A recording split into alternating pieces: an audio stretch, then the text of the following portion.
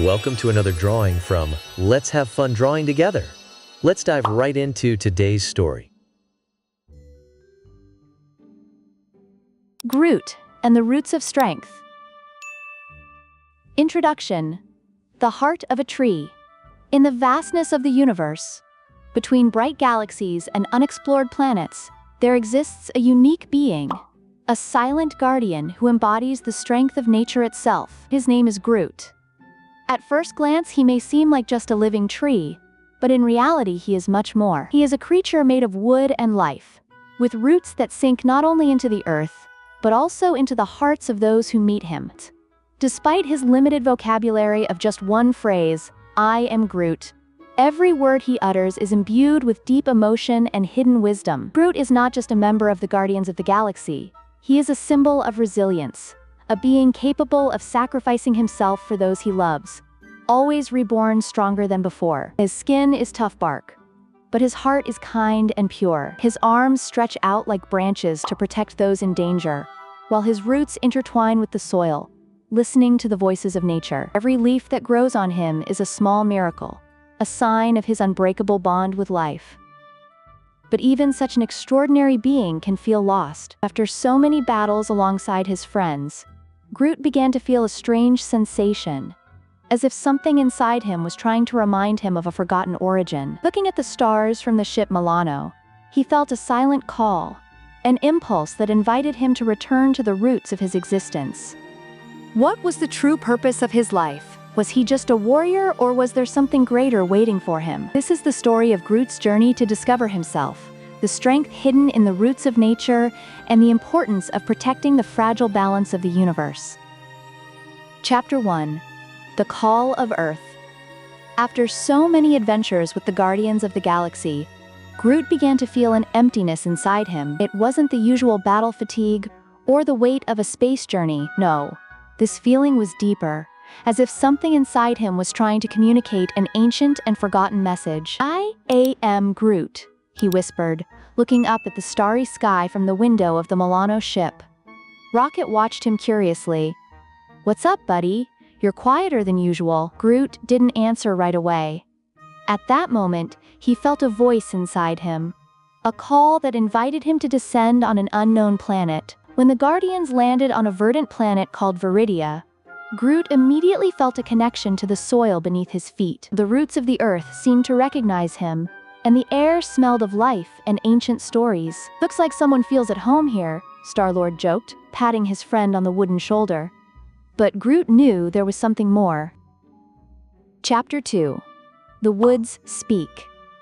Groot could feel the call of the forest even before he landed. It was a deep, visceral sensation, as if the very roots of the planet were whispering his name. The Guardians of the Galaxy's ship landed softly on a carpet of soft moss, in a clearing surrounded by towering trees. They were so tall that their tops were lost in the clouds, and their branches swayed gently, as if they were breathing in unison with the earth. As soon as Groot stepped onto the ground, something inside him vibrated. His body of bark seemed to respond to an invisible energy, an ancient connection he had never felt so strongly. The ground beneath him was soft and fragrant, full of the sap of life.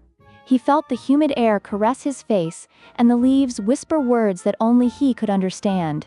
Rocket stepped off the ship with a suspicious look, observing the landscape with careful eyes. "Well, if you ask me, this place is a little too green," he muttered, crossing his arms. "Too quiet. And when a place is too quiet, it usually means trouble." Groot, however, wasn't listening. He took a few steps forward, his roots stretching slightly into the ground, feeling every little vibration in the subsoil. Every tree, every bush, every blade of grass seemed to recognize him. It was as if the forest was welcoming him, whispering ancient memories to him. Suddenly, a light wind passed through the forest, making the leaves of the trees tremble. A low, deep, harmonious sound spread through the air. It wasn't a normal sound. It was a voice, or rather, many voices together, intertwined in a silent song. "Welcome, child of the forest." Groot stopped dead in his tracks.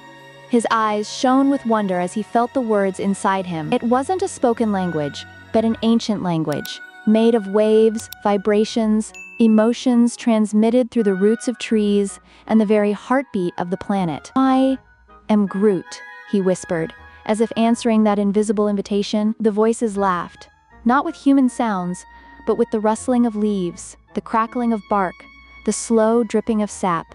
"Yes, you are Groot. And you're home." Rollable. Rocket's eyes widened and he glanced at Star-Lord. "Tell me you heard that stuff too. Please tell me it's not just in my head." Star-Lord scratched the back of his neck. "Work. Well, technically I didn't hear anything, but the way the trees are moving, it almost feels like they're actually talking to him." Drax, who had been silent until then, nodded seriously. "The trees have ancient wisdom. Groot is receiving a message, a sign that perhaps he really does belong here." Gamora watched the scene carefully. "We don't know what all this means yet, but if the forest recognizes him, maybe we'll finally learn something about his origins." Groot, meanwhile, slowly advanced through the trees, letting his roots merge more and more with the earth. Each step made him feel stronger, more alive. The bark of his skin absorbed the energy of the forest, as if it were feeding on the memories of the place. At a certain point, the trees began to bend slightly, forming a natural path. It was a secret road, open only for him. Groot watched it for a moment, then turned to his friends and raised a hand. "I am Groot." Rocket snorted and put a paw to his face. "Oh, great! Now we have to follow the magical path of the talking forest." "Perfect. Can someone remind me why I embarked on this madness?" Star-Lord patted him on the shoulder. "Because you're Groot's best friend, and you'd never leave him alone, even if you like to act tough." Rocket muttered something unintelligible but began to follow Groot. One by one, the other Guardians entered the secret path, leaving the ship behind and going deeper into the mysterious heart of the forest. The forest spoke, and Groot was ready to listen. Chapter 3. The Dark Threat. Groot discovered that an ancient disease was destroying the wisest and most powerful trees in the forest. A dark poison spread from the roots, corrupting the land. "If we don't do something, all this beauty will disappear," said the voice of the forest. Without hesitation, Groot sank his roots into the ground, trying to absorb the disease to purify the soil, but the poison was strong, and he felt the pain coursing through his own body. Rocket approached, worried. "Groot, what are you doing? Stop!" But Groot couldn't stop. It was his mission, his nature. He used his energy to spread new life into the land, fighting the corruption with his very essence. The sky filled with golden light as balance was restored. Chapter 4. The Gift of Life. After hours of effort, Groot collapsed to the ground, exhausted. The poison had been defeated, and the roots were flourishing again. The trees bowed toward him in gratitude. "You're one of us," they chorused. When he awoke, Rocket and the others were beside him. "You were incredible, buddy," Star-Lord said. "But next time, maybe warn us before you save an entire planet by yourself." Groot smiled. His sacrifice had not been in vain. He had reminded everyone of the importance of protecting nature, of listening to the voices of the trees, and of respecting the balance of life. Conclusion. The wisdom of nature.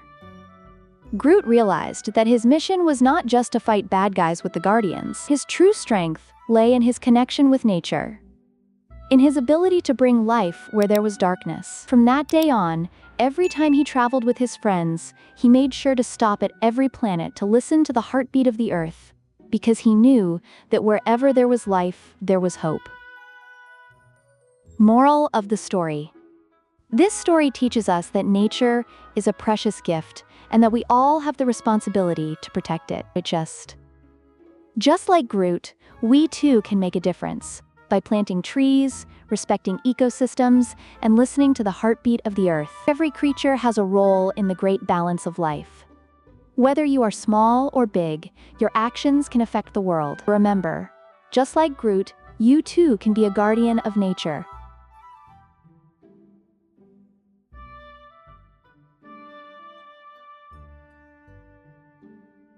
Thank you for watching.